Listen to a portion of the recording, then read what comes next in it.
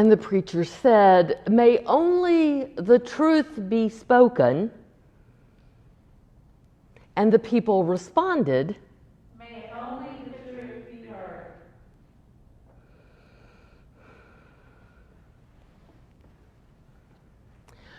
The telephone rings.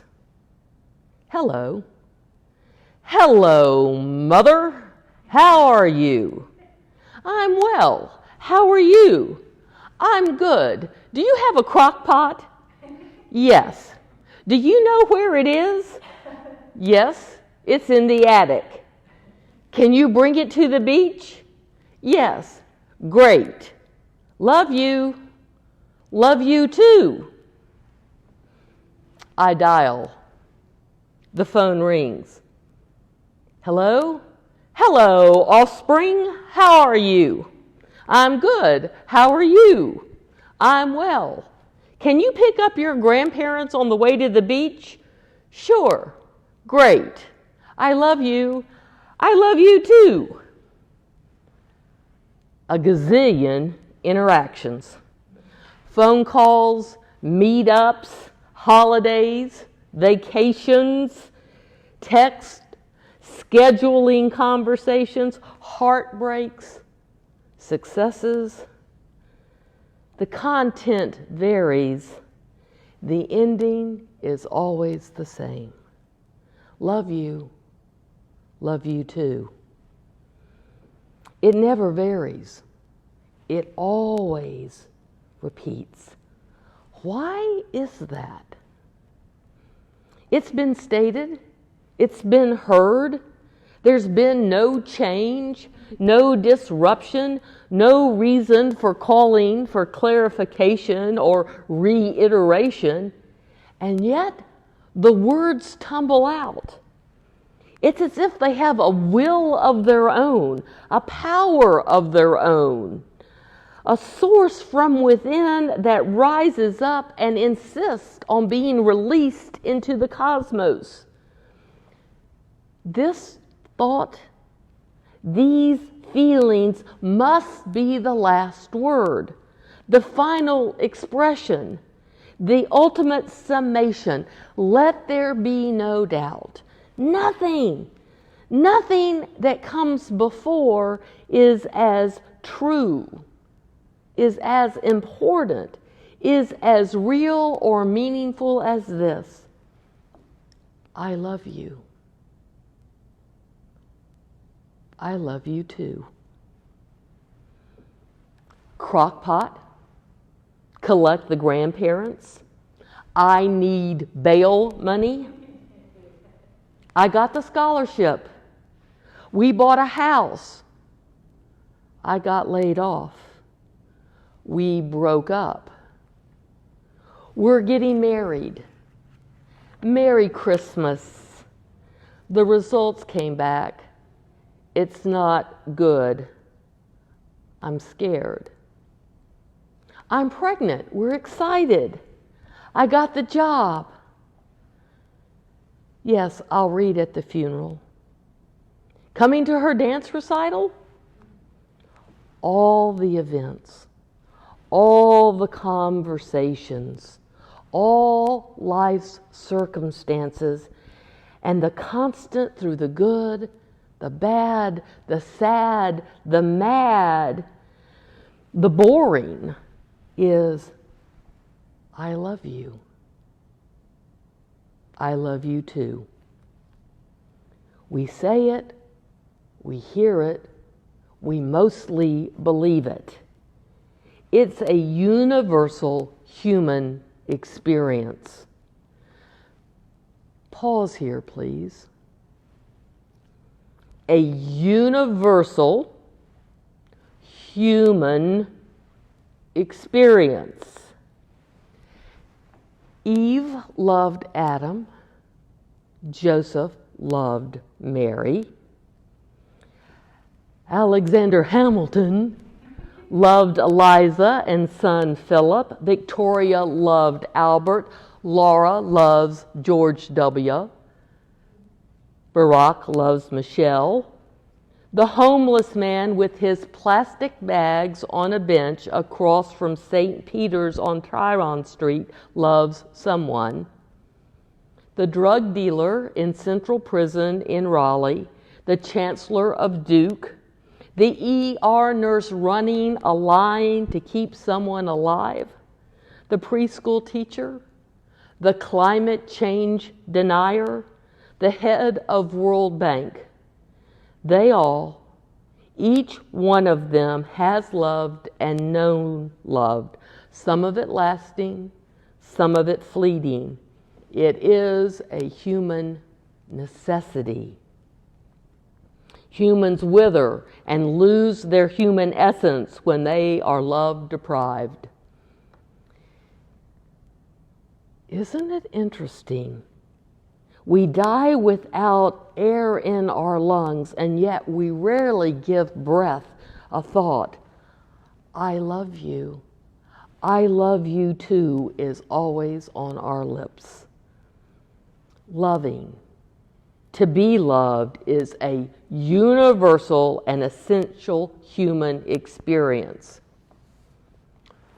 And where does this come from? And what is its origin? This morning's reading from the book of Psalms suggests the answer.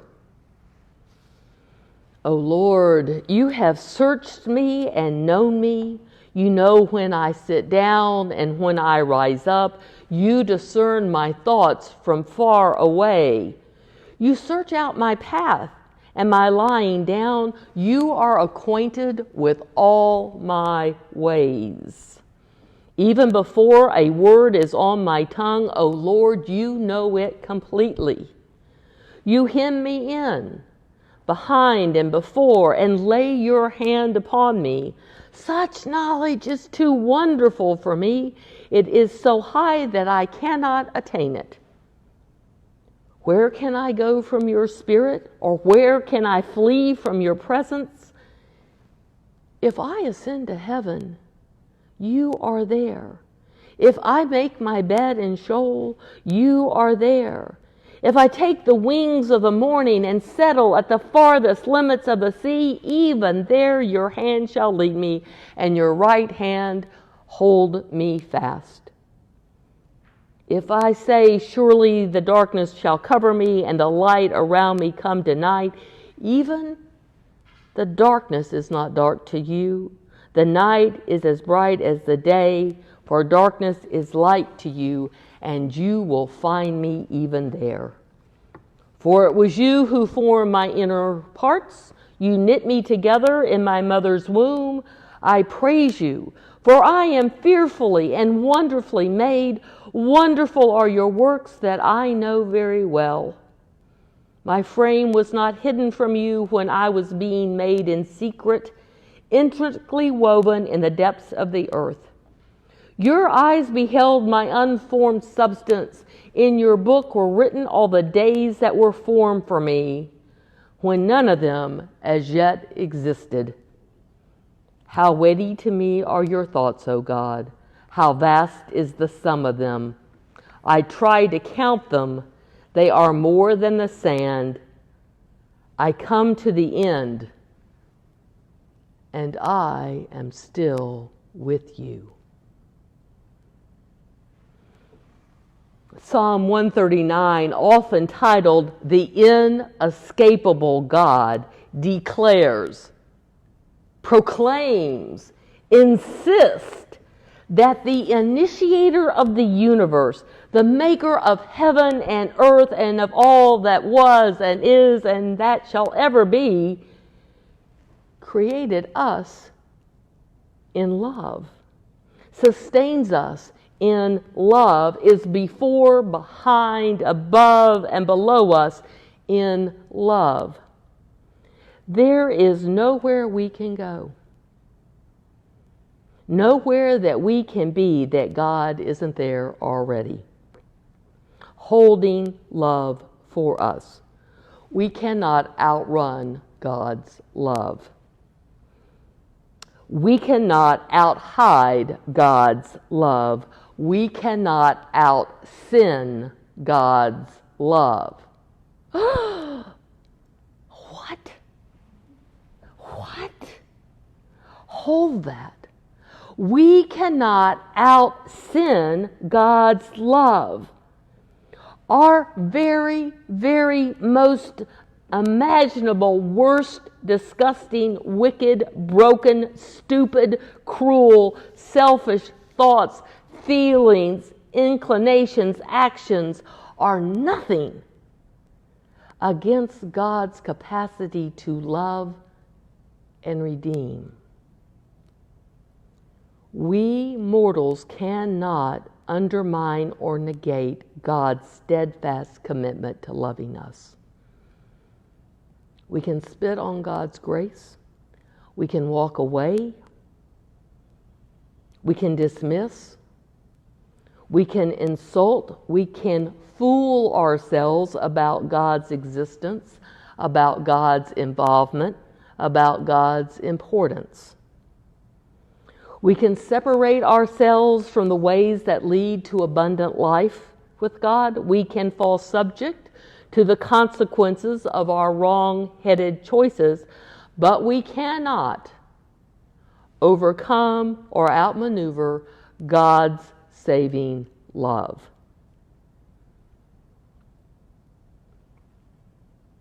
Is it ironic or is it assuring that Psalm 139 is attributed to David?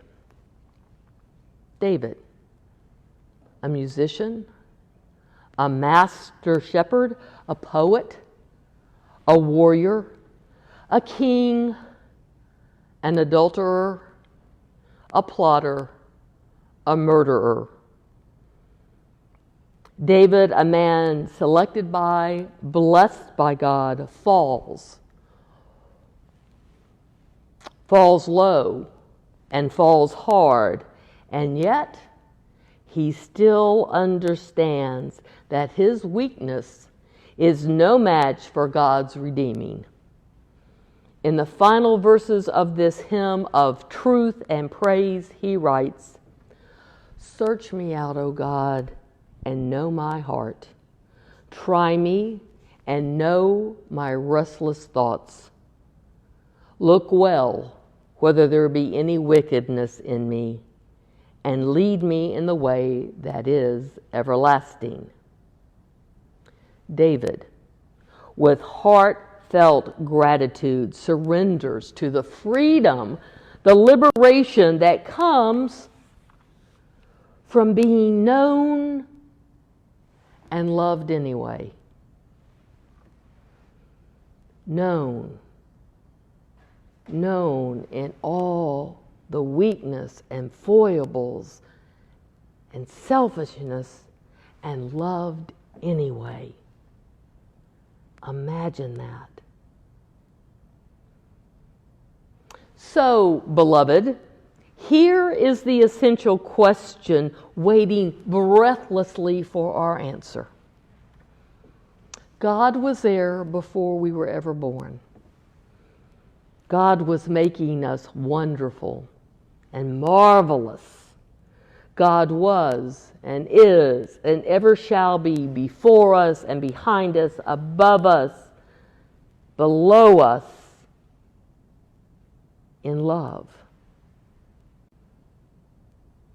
With our one, single, unique, blessed life, what on earth are we going to do with all that love and all that acceptance and all the freedom that it throws open for us?